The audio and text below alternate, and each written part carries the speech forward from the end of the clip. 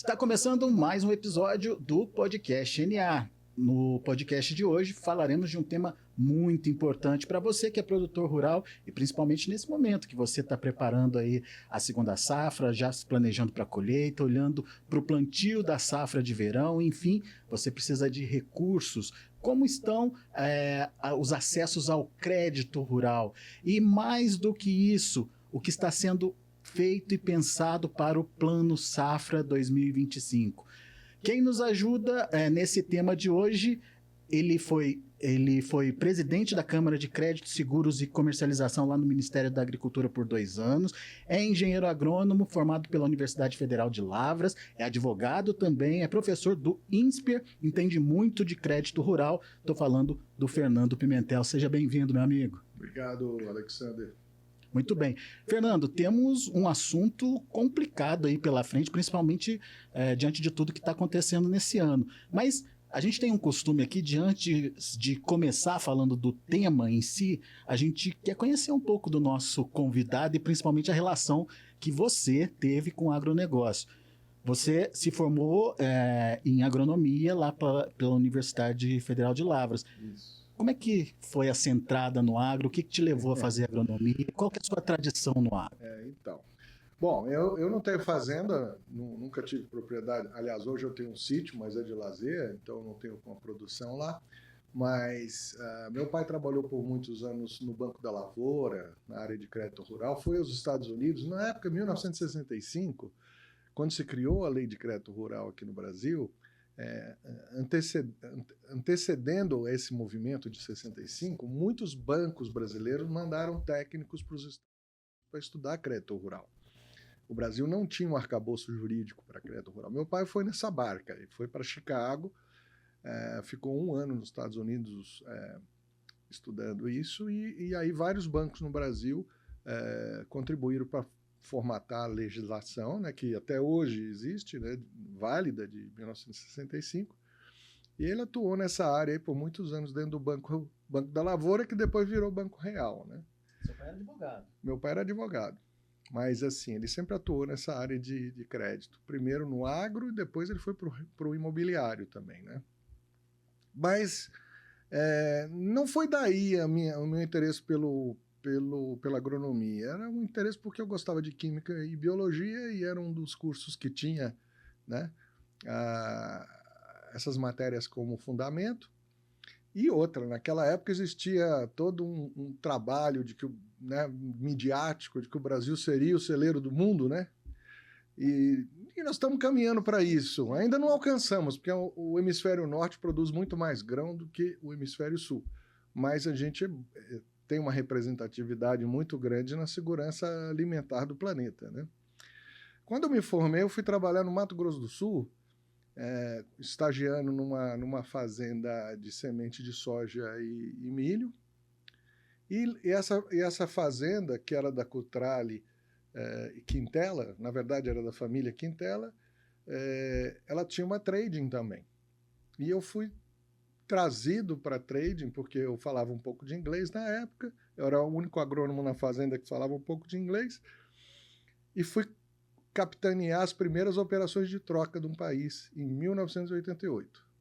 Esse daí, para mim, o legado que eu deixo foi ter participado das primeiras operações de troca e ter estruturado a área de barter, né, na trading, e depois eu tive a oportunidade de montar a área de barter na Monsanto, ajudar a montar a da BASF, enfim, sempre foi uma área de trading e gestão de risco, sempre foi minha base, né? Nunca pensou em ser produtor rural?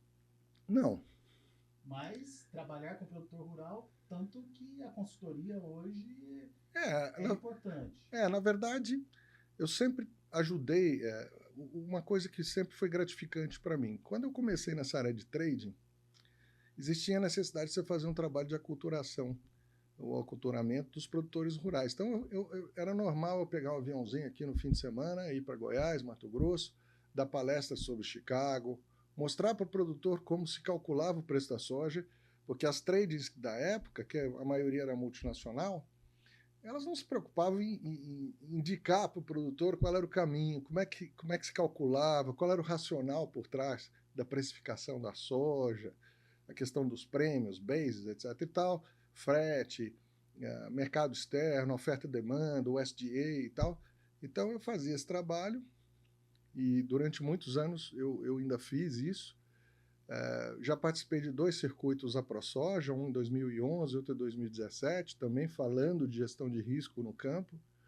Mas hoje o trabalho que a gente desenvolve na Agrométrica e Agrodocs é voltado para a automação de crédito e documentação para o financiador.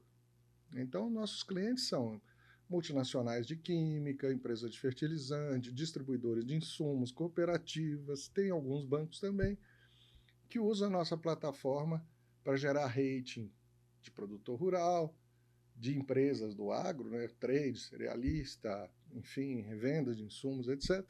Então, a plataforma tem esse condão, né, de criar uma governança de crédito, gerar esse rate, é um rate dinâmico, porque o agro é um bicho diferente, né? Você pode ter um rating A em novembro e em fevereiro secou sua lavoura, choveu demais, seu rate cai, né? Isso é uma coisa que só existe no agro. Na construção civil não tem, no crédito de varejo não tem, e no agro tem esse viés meio volátil. Em tudo no agro se move rapidamente, né? As peças. Então a gestão do risco no agro ele é mais desafiador, sem dúvida. Então por isso que você tem que ter uma plataforma praticamente orientada para esse segmento, é um nicho, né? Nós temos então esse trabalho, a Agrométrica já tem 13, 14 anos, vai fazer agora em maio 14 anos, a Agrodocs deve ter uns 6, 7, que cuida de, por exemplo, registrar CPR, fazer interface com B3, com CERC, fazer a formalização, assinatura eletrônica, vários documentos, contrato de compra e venda, enfim, contrato de penhor, tudo isso você faz dentro da plataforma. Ou seja, esse universo de acesso ao crédito é sua praia. Hoje é o foco nosso, né? Gestão de risco. Eu comecei lá atrás com gestão de risco comercial e hoje eu trabalho muito mais voltado à gestão de risco de crédito, né? Vamos entender então, Fernando, aproveitando a sua expertise, que momento é esse, principalmente do ponto de vista do tomador de crédito, né, pro agronegócio, que momento é esse que a gente está vivendo? O que dá para dizer em termos de risco do atual momento do agronegócio? O que ocorre é o seguinte, o agro ele é cíclico, né? Parece que a gente não aprende com determinados erros. Se você olhar lá atrás, 2004, 2005, quando nós tivemos problema da ferrugem asiática, enfim, nós tivemos problema na seca do Rio Grande do Sul, foi a maior seca da história do agronegócio brasileiro, foi 2004, 2005 no Rio Grande do Sul. Nós tivemos um impacto muito grande na inadimplência e, lógico, depois que tem inadimplência, você vai ter o impacto na disponibilidade de crédito. São 2 momentos, né? Um momento que machuca quem financia e, lógico, o produtor rural que é o financiado e depois o efeito, né? Você tem a causa, depois o efeito e tem um delay, tem um atraso aí, normalmente de 1 ou 2 safras, até que os efeitos sejam mais sentidos. Nós estamos vivendo esse momento de novo. Nós tivemos um problema no Rio Grande do Sul, com praticamente 4 safras perdidas. Temos tido problemas recorrentes também, mas não tão gravemente no oeste do Paraná e no sul do MS. Agora esse ano está indo bem, né? Mas nós tivemos um ano retrasado e o ano passado. O Mato Grosso e Goiás também tivemos, se bem que o Mato Grosso tivemos uma quebra marginal. É lógico, quando eu falo marginal, 12%. Não é um número que você possa dizer que foi um negócio desastroso. O problema é que esse 12 é média. Então você tem produtor que perdeu 25 e que ele perdeu 5. Né? Então, o que está acontecendo é que agora a gente vai vendo esses efeitos nos bancos, nas empresas químicas, enfim, naqueles que têm o crédito comercial, que é hoje mais importante até do que o crédito público, né? Ou aquele direcionado pelo Plano Safra. Então, a venda de fertilizante a prazo, defensivo a prazo, aquele pacote tecnológico que a revenda faz, olha, faz o barter, eu te entrego, sei lá, 400 quilos de 0,2020 mais um micronutriente, eu te entrego aplicação de herbicida, eu te vendo 2 aplicações de fungicida e a semente. Vamos lá. E te cobro lá, sei lá, 26 sacas por... Esse é o crédito que é motor hoje do Cerrado, né?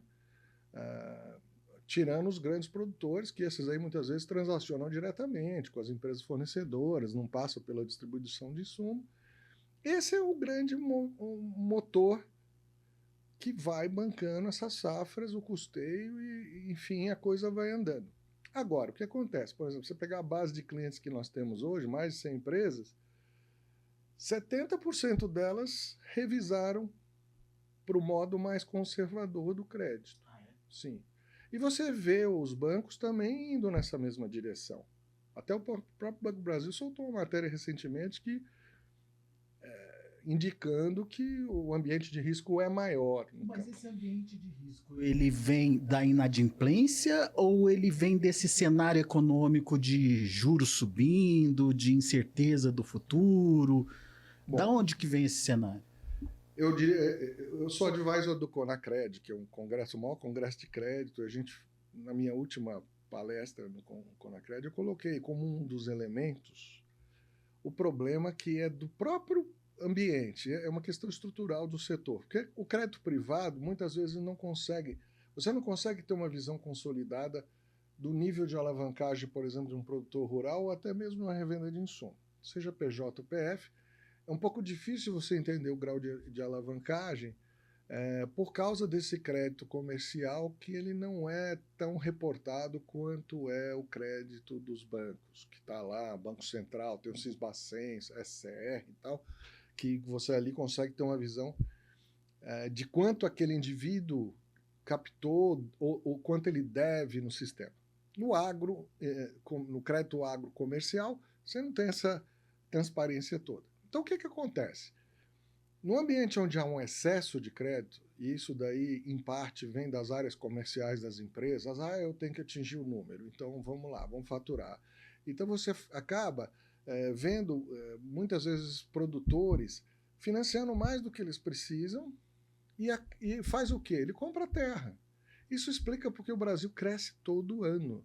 E até, se você olhar, Alexandre, você que está todo dia aí conversando com vários analistas, você vê que, por vezes, a gente passa na frente da demanda. A gente está oferecendo, às vezes, mais soja do que o mercado precisa. E isso joga contra o produtor, né? Os prêmios caem, Chicago cai. Exato.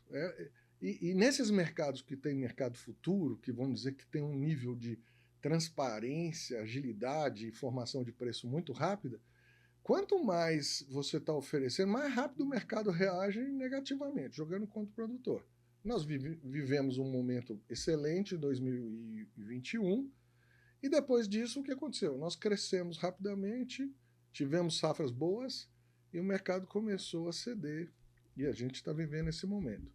Tivemos o problema da Ucrânia com a Rússia, que cria um descompasso, porque, na verdade, é o seguinte, se tudo andasse harmonicamente na mesma direção, receita e custo, seria ótimo, né? A previsibilidade, vamos dizer, você teria ali uma diferença que seria a sua margem. Só que, como essa dinâmica de preço é muito grande e a de insumos não está ligada ao preço da soja, ao preço do milho, às vezes você tem o quê? A inversão. Foi o que aconteceu em 2002. Né? O mercado de fertilizante passou enquanto a gente vinha na descendente com os preços de grãos. Aquilo abriu um buraco no fluxo de caixa dos produtores. E esse buraco, você não consegue fechar em uma safra só. E aí o problema vem a taxa de juros que você mencionou. Ok, agora começa a rolar a dívida. Com uma taxa alta, fica praticamente impagável. Você vira uma bola de neve. E chega uma hora que o credor fecha a torneira. É isso que você chama desse conservadorismo aí na hora de financiar o agro. Exato, porque você tem muitas empresas hoje com inadimplência, sei lá, de 5%, 10%, dependendo do nível de exposição, até mais. E muitas vezes a margem do negócio não compensa esse nível de risco. Então a empresa acaba fechando um pouco a torneira, tomando um viés mais conservador. E a gente vê também do lado do produtor que ele já começa a ter problema de captar dinheiro, captar crédito, ou seja, na revenda de insumos. Nós tivemos revendas que fecharam muitas lojas, isso diminui a competição lá na ponta, né? Então você pega revendas que fecharam 20, 15 lojas e tal. Naquela praça onde aquela loja é fechada, você está diminuindo a oferta de crédito, diminuindo a competição de valores ali entre concorrentes de insumos. Isso tudo joga contra o produtor, né? Aonde você está querendo chegar então, Fernando? Esse vai ser um ano complicado já? Exato. O que acontece? Nós temos aí uma dinâmica, né? Nós tivemos aí os problemas de 2002, que desovaram em 2003, isso vem se acumulando ao longo do tempo. Com a taxa de juros alta, fica mais difícil você ir resolvendo. Então você coloca agora, por exemplo, primeiro, não tem espaço para uma quebra na segunda safra de milho. Não existe esse espaço hoje. O problema das RJs. Tem escritórios de advocacia que vêm fomentando isso. Inclusive lá em Brasília, na Câmara de Crédito, nós já estamos conversando, tentando coibir um pouco isso junto à OAB Nacional. Quer dizer, você vê escritório de advocacia muitas vezes promovendo a RJ como uma oportunidade para o produtor. Do outro lado, você vê o judiciário, na primeira instância, acolhendo RJs que, na nossa visão, quando eu falo da nossa visão lá da Câmara de Crédito do Ministério, que muitas vezes essas RJs têm os requisitos legais, formais, porém poderia ser encaminhada de outra forma. Porque às vezes você pega um produtor que está devendo 300 milhões, tem 1 bilhão de patrimônio, poderia ter escolhido um caminho intermediário, vamos dizer, desmobiliza 1, 2 propriedades, paga uma parte dos credores, depois rola o saldo, não nos prazos que as RJs têm proposto, de 15 anos, 12 anos, 20 anos, porque isso vai criando um ambiente de incerteza e insegurança para o financiador. E isso prejudica quem? O bom pagador. Porque as empresas começam a fazer provisão para devedores duvidosos. Aumentam, às vezes, a taxa de juros ali, né, para comportar aquele risco. São mais criteriosos e mais conservadores na concessão de crédito, ou seja, tiram alguns produtores da viabilidade de crédito.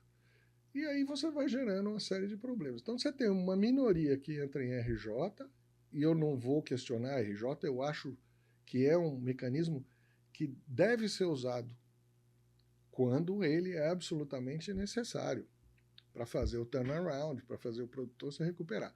Agora, quando isso daí extrapola o nível da necessidade efetiva e passa a ser, para alguns casos, uma oportunidade, aí você já começa a levar para o nível do financiador um grau de incerteza desconfortante, né?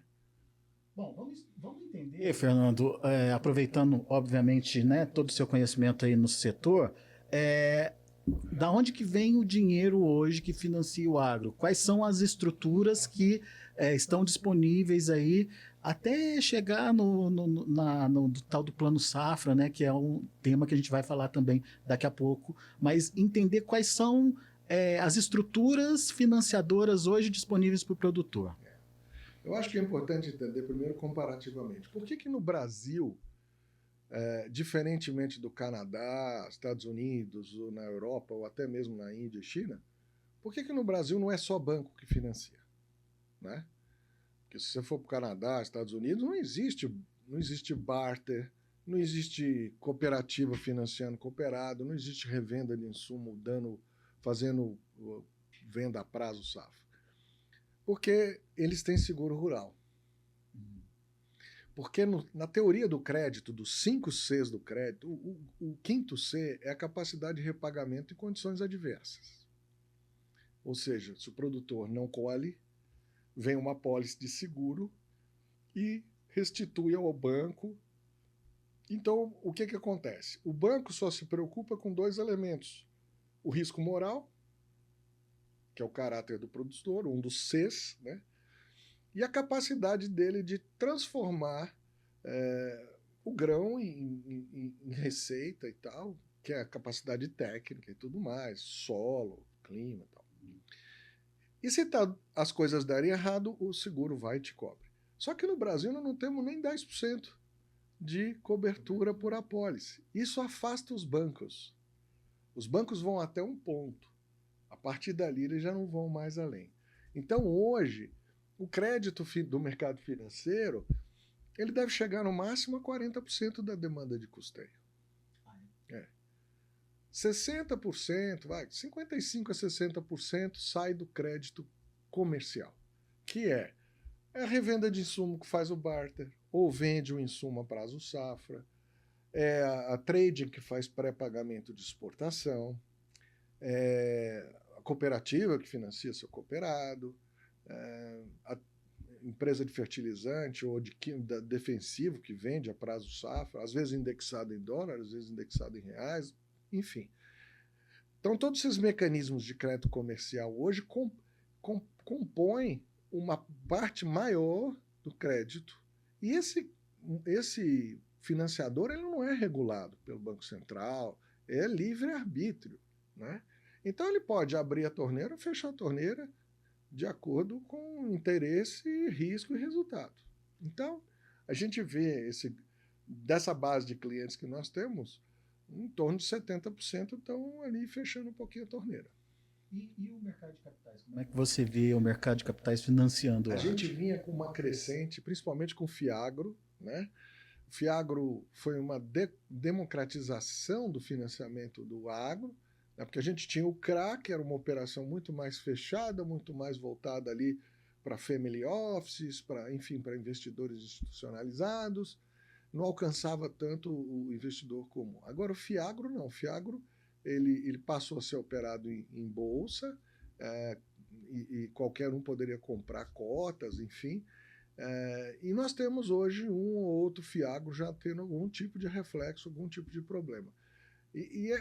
É muito ruim, né, para o agro você construir um título muito legal, muito interessante, e ele começar já no segundo, terceiro ano, já começar a ter alguns tipos de problema. Mas... Que tipo de problema? Às vezes, o impacto de alguma inadimplência, porque às vezes o Fiagro ele participa de cotas de CRAS, de FDICs, enfim, e às vezes dá problema em e aí, né? Agora, a gente acredita que isso vai ser contornável ao longo do tempo, mas diminuir um pouco o ritmo, né? De entusiasmo do mercado em relação a alguns títulos. Agora, eu digo uma coisa, existe uma diferença muito grande da forma como estrutura, como se distribui o risco, né? Então, tem estruturas que são bem interessantes de investir, né? Mas, de novo, é essa percepção de que o momento é de puxar o freio de mão, até partindo do próprio mercado de capitais, ou no caso específico do mercado de capitais é o aumento do risco? Na verdade, se você pensar que o universo do crédito privado ele tem uma leitura semelhante, porque apesar de ter muito Faria Limer e tudo mais, o pessoal faz conta. O pessoal vai a campo, o pessoal, enfim, analisa a rentabilidade projetada, preço de Chicago, ou café, por exemplo, que está uma maravilha. Não é tudo que está ruim no momento. Né? Você pega o café, por exemplo, hoje é um ambiente muito legal de você trabalhar. Né? O grau de incerteza está um pouco nesse campo dos grãos, né? Soja, milho, etc., porque as rentabilidades caíram bastante em relação ao que o produtor esperava, baseado no que ele teve em 2021, etc. e tal. As coisas foram ficando mais apertadas. E tem um endividamento que já vem de lá, em alguns casos o produtor vem rolando essas coisas. Então, quando você é criterioso e você sabe direcionar o teu recurso, você vai atuar primeiro naqueles produtores, mesmo sendo de grãos e tudo mais, que tem um nível de sanidade melhor no caixa e tal. Não cresceram tanto, porque esse é outro elemento. Se você começa a crescer a área muito rapidamente, aquilo contamina seu fluxo de caixa. Né? Porque você põe áreas novas que não são tão produtivas, você tem que fazer uma calagem pesada, fosfatagem, tarará. Isso impacta teu fluxo de caixa. Deixa você, vamos dizer, alavancado demais, com crédito muito estressado, com risco muito estressado. Agora, você tem produtores que não seguiram essa linha, eles são mais conservadores, estão trabalhando bem a sua gestão de caixa, enfim, não incorporaram tantas áreas novas nos últimos 5 anos. Então, esse é um produtor que muitas vezes está bem saudável. Né? Então, hoje o mercado está aprendendo a ser mais seletivo, até porque os sistemas de crédito hoje, não só agrométrico, mas tem outros, são inteligentes, entendeu? Eles vão dando uma leitura mais de projeção de fluxo de caixa, em face do cenário e tudo mais.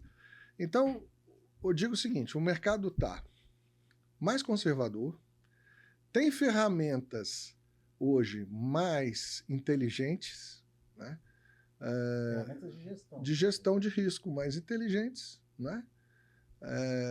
Embora o agro seja um grande negócio, um negócio muito interessante, ninguém quer entrar para perder. Então, você vê essa leitura um pouco mais conservadora que vai passar.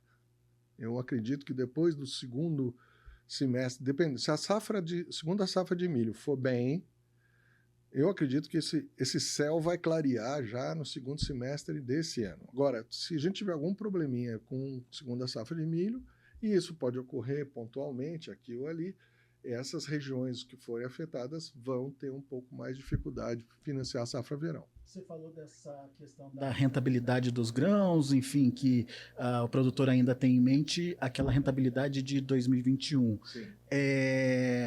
Como é que está essa rentabilidade hoje? E principalmente olhando para os grãos, o efeito Trump, ele pode ser de novo um modificador aí dessa rentabilidade? Pode. E tem um potencial eventualmente positivo aí. Nós temos 2 efeitos. Um é o efeito Trump e o outro, eventualmente, o efeito Lula, né? Aqui no Brasil. Bom, a rentabilidade melhorou em relação ao ano passado para a soja, os prêmios estão positivos, né? A gente está vendo isso, mas por outro lado você vê o frete também castigando um pouco o produtor. Enfim, as margens melhoraram um pouco, não devem voltar para o patamar que nós tivemos em 2021, mas estão melhores que 22, 23. Mas aquilo de novo, pensando em fluxo de caixa, se você rola a dívida numa taxa de juros que nós temos hoje alta, você tem que ter mais margem operacional para ir conseguir debelar essa dívida, enfim, encurtar. Então, com essa taxa de juros que temos hoje, esses fretes que temos hoje, isso retarda essa recuperação do fluxo de caixa. Esse é um ponto. Mas está melhor. Está melhor. Eu acredito que agora colhemos uma belíssima safra de soja, né? Se a gente colher uma segunda safra de milho também, vai ajudar muito a recuperação para Goiás e Mato Grosso, com certeza, né? E Trump? Agora, o efeito Trump, né? Vamos voltar agora o up e o down da história. O momento que o Trump inaugura uma segunda etapa da guerra comercial, né? Tributando o México, tributando o Canadá e China, a China, lógico, vai querer buscar mais operações com Brasil e Argentina e depender menos dos Estados Unidos. Isso é ruim, porque a China vai atacar quem? Se ela quiser atacar o Trump, ela vai atacar quem? O meio-oeste, o produtor rural, que é base eleitoral do Trump. Então, isso favorece o nosso produtor, sem dúvida. Agora, a gente tem que andar para trás, Alexander, e olhar o que aconteceu em 2018. Quando houve o primeiro round de guerra comercial, a China começou a comprar milho no Brasil. Não comprava, por causa do transgênico, etc. Flexibilizou, começamos a exportar.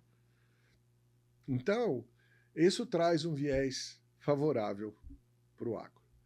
Agora, do outro lado, nós temos o governo Lula, que é relativamente, vamos dizer, não é simpático, tão simpático ao agro. Não coloca o agro como uma prioridade, na minha leitura. Vive comprando briga com o agro. Né? Tem uma aresta entre as partes aí, né, a frente parlamentar e o próprio governo. E agora, com essa questão da inflação dos alimentos, entrou na balança essa questão de, bom, o que eu posso fazer para jogar esses preços para baixo? E jogar o preço para baixo nem sempre interessa ao produtor rural. Primeiro eu vou liberar, já começou lá atrás, quando teve o problema no Rio Grande do Sul, a questão da importação do arroz. Não é? Aí agora liberou a importação de milho, etc. Bom, essa importação de milho não chega a afetar muito. Agora, se você tributar a exportação de milho, provavelmente vai machucar bem. Mas você acha que esse é um tema que vinga, Fernando? A gente sempre ouviu falar dessa história de taxar a exportação, mas a gente tem como exemplo o nosso vizinho, a Argentina, né? Que claramente mostrou que esse tipo de uso da tributação não funciona. O Brasil é um país que tem dificuldade de aprender com os erros. Nós já vivemos isso no passado, e mesmo os vizinhos, a gente olhar os vizinhos. Agora, a leitura que tem que ter se esse governo tem uma visão de longo prazo ou tem uma visão de 2026. Quer reverter essa impopularidade. A impopularidade, né? O custo dos alimentos, a inflação dos alimentos. Precisa ver qual é o direcionamento que eles têm agora. Porque tudo indica pelas últimas nomeações em ministério que o governo está indo para o lado mais à esquerda, né? Teve agora a reunião com o Sem Terra, tarará. Então, assim, mostra que, vamos dizer, esse relacionamento negociado, vamos dizer assim, relativamente amistoso com a água, pode acabar por causa dessa questão dos preços. É o ovo, e se você olhar tudo isso, é o frango, é a carne, tudo está na base do milho. Agora, você imagina, o produtor está plantando agora, segunda safra de milho. Se você vai e, eventualmente, tributa uma exportação, e eu sei, o ministro Fávaro disse que sairia do governo, se assim ocorresse, mas precisa ver até que ponto o governo está preocupado com isso, porque 2026 está aí. Além do que, essas questões todas têm uma inércia, né? Então, se for mexer nesse contexto, é péssimo para o agro, péssimo para essa questão de crédito, porque você vai jogar mais um elemento de risco no jogo, e isso vai reverberar positivamente para o governo em preço, com certeza isso teria um impacto na cadeia do milho. Mas, por outro lado, vai gerar um problema de longo prazo, porque você vai gerar um retrocesso, talvez de área, de tecnologia e tudo mais. Tomando como base isso que você trouxe para a nossa discussão, que é a questão da decisão do governo para o lado que ele está partindo, e você citou aí a Gleisi Hoffmann como a nova aposta do governo, alinhada mais à esquerda, à extrema esquerda, enfim. Há quem analise que, na verdade, o Lula está sem saída com o desembarque do Centrão. Isso. Qual que é a sua opinião aí nesse sentido? O que pesa mais para o Lula? Voltar para a origem? Ser esquerda de fato? Porque perdeu o apoio? Ou enfim, é só uma estratégia a mais aí para tentar recuperar a popularidade? Veja que, em grande parte, esse Centrão é populado pela frente parlamentar do agro, né? Uhum. Então, no momento que o centro desembarca, não desembarcou no todo ainda tem aí, temos que ver ainda a posição do Kassab, etc. e tal, mas essa sinalização que vem nessa leitura de agora eu vou conversar com minha base, né? Reaproximação com o MST. Isso, tudo isso. Então, assim, são sinais, né? Eu não posso afirmar que o governo vai tributar a exportação de milho, mas me preocupa os sinais, né? que no momento que há um afastamento do Centrão e provavelmente da Frente Parlamentar, eu sinto que o ministro Haddad está enfraquecido com a nomeação da Gleisi, também eu acredito que o Fávaro também acabe sendo enfraquecido, até que chegar a falar de uma eventual substituição na reforma ministerial pelo Lira, enfim. Então, tudo isso daí você vai botando ali umas pedras e gera dúvida, né? Qual é o caminho que ele vai adotar para baixar o preço? Porque eu não acredito que a simples importação de milho ou a redução do ICMS de produtos importados vá jogar esse milho para baixo, até porque, se você olhar o balanço de oferta e demanda global de milho, o milho hoje teria mais sustentação do que a própria soja, né? Então, a leitura que eu tenho é que pode ser que, em não ter efetividade, as medidas que ele tomaram agora recentemente, não tendo a efetividade, e ele falou isso num discurso lá do Sem Terra, que ele poderia tomar medidas mais drásticas. E aí, nesse mais drásticas, essa possibilidade está na mesa, eu acredito. E seria um desastre. Bom, a gente está num momento de construção do tal do Plano Safra. E você trouxe aspectos importantes para essa discussão. Enfraquecimento do ministro da Economia, enfraquecimento do ministro da Agricultura, os juros que têm uma tendência ascendente aí daqui para frente. Como é que vai ser a construção desse Plano Safra, na sua opinião? E mais do que isso, Fernando, depois da gente ter falado dos créditos, né, ou das fontes de financiamento do agro, qual a importância real do Plano Safra e aonde que ele, na sua opinião, precisa atacar realmente? Existe uma virtude no Ministério da Agricultura, né, que o Ministério da Agricultura é um dos ministérios que mais ouve o ambiente de negócio, através das câmaras, né? A Câmara de Crédito, a Câmara de Frete, Logística, tem Câmara enfim, de questões ambientais, e as câmaras de culturas, feijão, até mel, e própolis, e, enfim, madeira e tal. Então o Ministério escuta, né? E escuta também para compor o plano. Acontece que o plano, historicamente, nos últimos anos, ele vem meio oco, porque o que acontece? O maior volume de recurso que é direcionado pelo Plano Safra são recursos não regulados. São recursos de taxa livre, operados pelos bancos públicos ou privados. No final do dia, é o dinheiro que iria para campo de qualquer forma, né? Porque cabe aos bancos aí estender com as suas taxas, etc. e tal, e os bancos estão no viés mais conservador.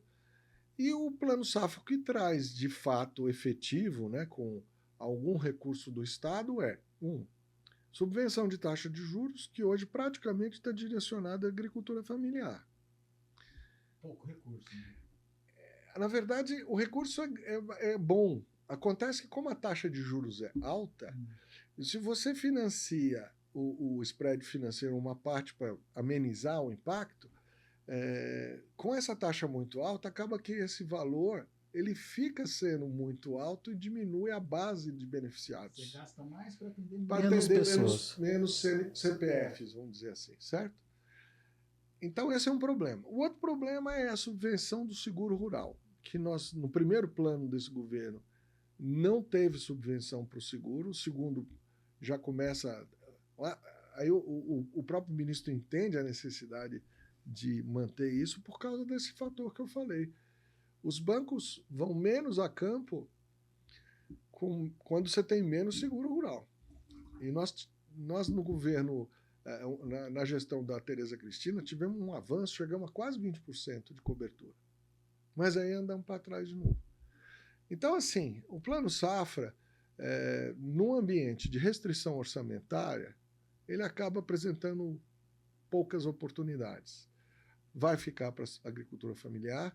Aí você tem BNDES com financiamento de máquinas e equipamentos, só que o que acontece? Ninguém quer comprar máquinas e equipamentos agora. Veja o volume de redução de venda de máquinas em função dos números piores dos produtores, houve uma retração nas vendas de máquina. Você deve ter reportado algumas vezes aqui.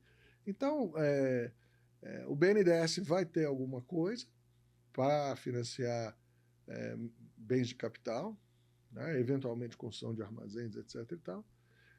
Mas na parte de custeio é o que eu falei aqui lá atrás. A matriz de financiamento hoje está muito independente do Plano Safra.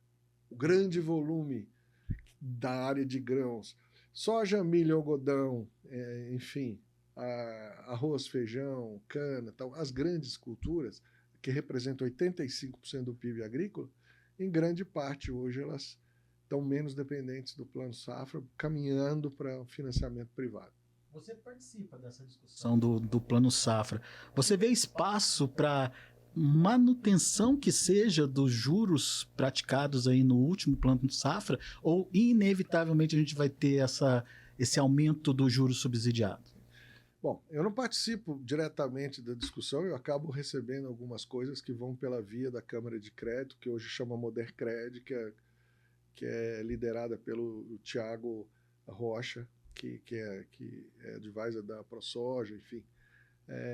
A gente recebe as informações, às vezes algum draft, né, da política.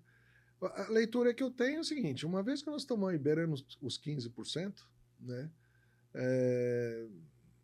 tá pior o cenário do que o ano passado para equalizar, né? Então eu não vejo aumento, eu acho pouco provável. O que acontece é que quando aumenta esse recurso livre. Esse recurso livre é mais pirotecnia política, porque, na verdade, é enxugar o molhado. Você vai financiar com recursos livres dos bancos e ponto. E esse é o que vai acontecer para os grandes produtores, os produtores empresariais, os produtores lá de Goiás, Mato Grosso, que tem 2, 3, 4, 5 mil hectares, 50 mil. Mas aí você paga preço do mercado. Praticamente isso. Praticamente isso. E imaginando o recurso para subsidiar essa taxa de juros, daí a gente cai nessa história que você citou. Os juros altos, mesmo que eu tenha uma taxa de 7%, 8%, que é a média da taxa cobrada hoje... Vai favorecer menos o CPF. Vai favorecer menos o produtor rural. Essa é a leitura que eu tenho. E não tem de onde tirar dinheiro, né, Fernando? Não dá para pensar em aumento aí desse recurso. Eu acredito que se tiver algum recurso a realocar, né, e aí tem a ver com essa meio mudança de visão do governo, ele provavelmente vai direcionar isso para programas sociais de impacto mais direto. Vale Gás, Bolsa Família. A gente já viu esse filme, né? Então, eu não vejo que seja uma prioridade tão grande desse governo. E nem seguro rural, você está vendo aí alguma prioridade? Não. E o seguro, a propósito das questões do Rio Grande do Sul e mesmo algumas outras regiões que tiveram frustração, nós temos hoje as seguradoras também na defensiva. Houve muito prejuízo nos últimos anos.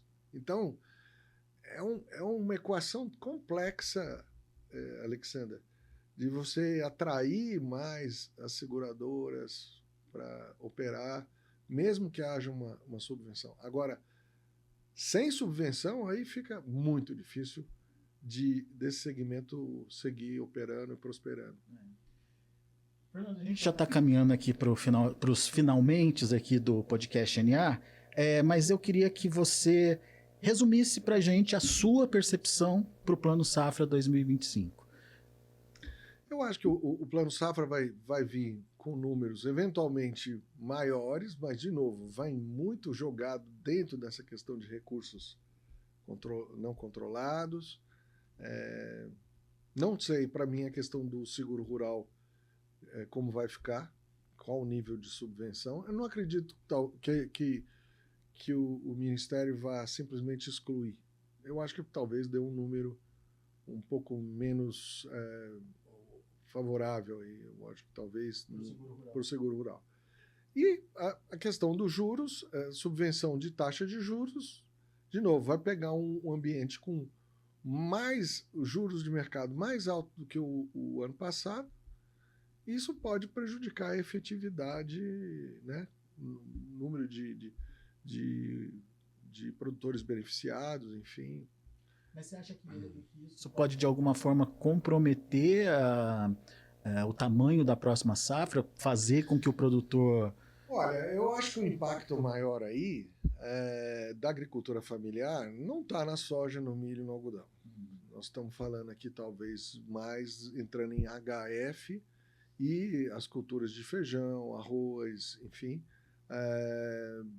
Temos que ver também como é que fica isso para o Rio Grande do Sul, porque lá é um lugar que tem muita aplicabilidade de agricultura familiar, porém lá também vem herdando problemas de crédito. Então, até que ponto esse crédito vai chegar ao produtor do Rio Grande do Sul? Já ouvimos algumas coisas, né, em relação às dificuldades que eles estão tendo de captar.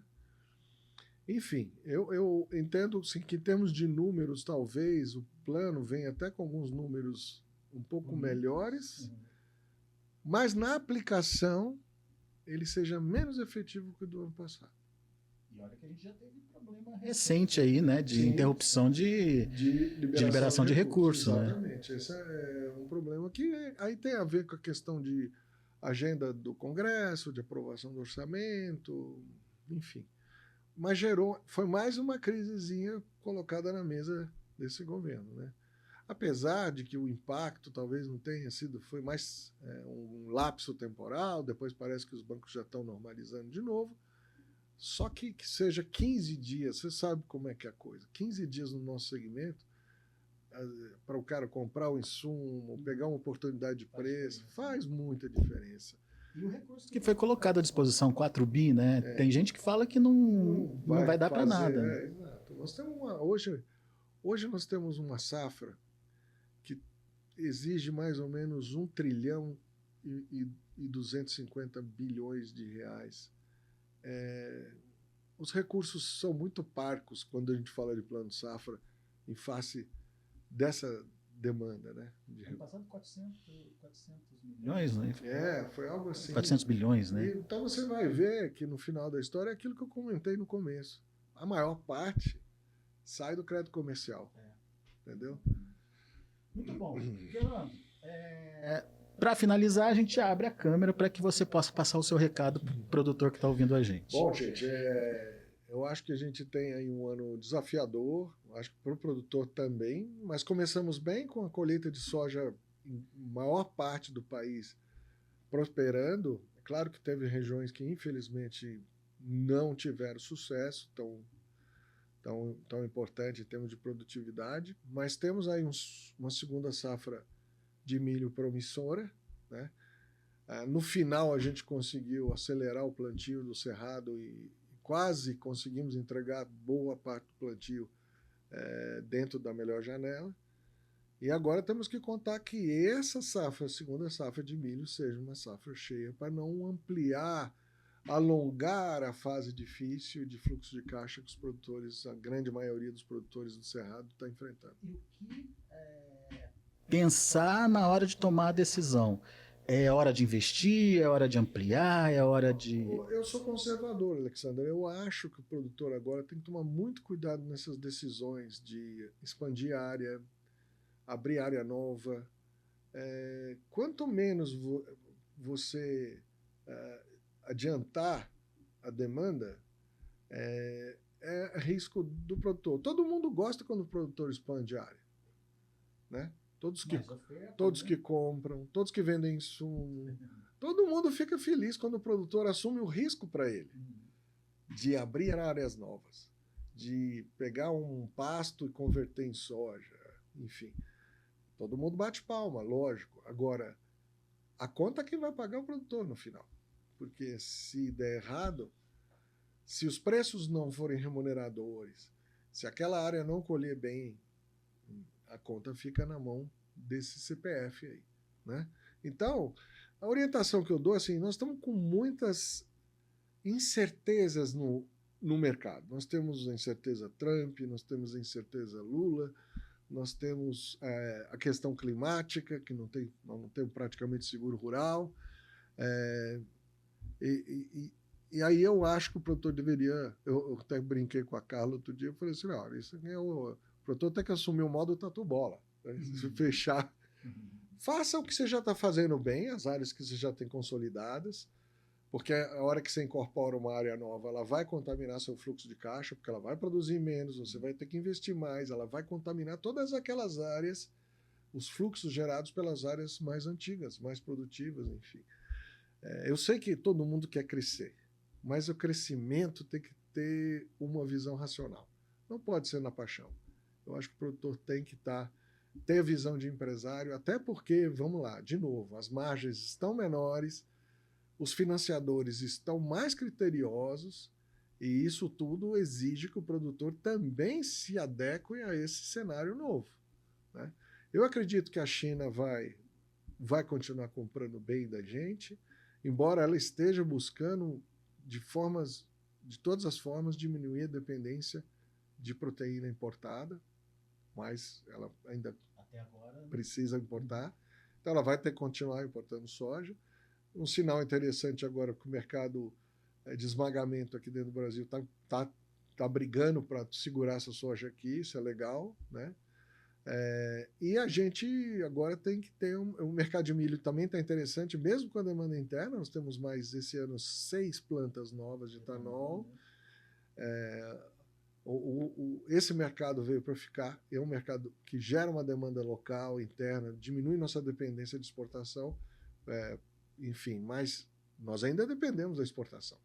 Nós temos que colocar aí 35, 40, 45 milhões de toneladas de milho para fora. Então a gente tem que estar muito preocupado com os movimentos que eventualmente possam prejudicar essa tendência. Muito bem. Fernando, Obrigado mais uma vez pela disponibilidade. Fernando Pimentel, que é nosso parceiro aqui no Notícias Agrícolas, está sempre com a gente analisando os mercados, traduzindo para a gente o que está acontecendo, principalmente na formação de preços dos produtos agropecuários, principalmente das commodities. Mais uma vez, show de bola, obrigado pela participação. A gente vai ficando por aqui. E eu te aguardo no próximo episódio, lembrando que sempre podcast NA, às segundas-feiras, para você acompanhar tudo que tem de novidade no mercado do agronegócio. Até a próxima!